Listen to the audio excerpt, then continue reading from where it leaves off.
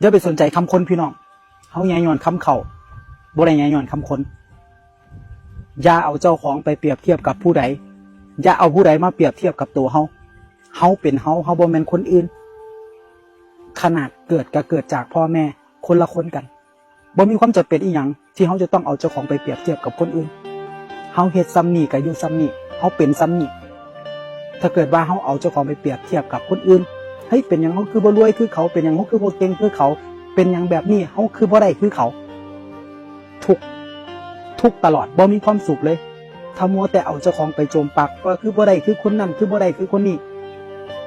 บ่มีความสุขครับเฮาเฮ็ดได้ส่ำใดก็ได้ส่ำนั้นสุขบ่สุขมันอยู่ที่ตัวเฮาทุกข์บ่ทุกข์มันก็อยู่ที่ใจเฮาลองเบิ่งพี่น้องถ้าเกิดว่าเฮาเอาเจ้าของไปเปรียบเทียบกับคนอื่นหลาย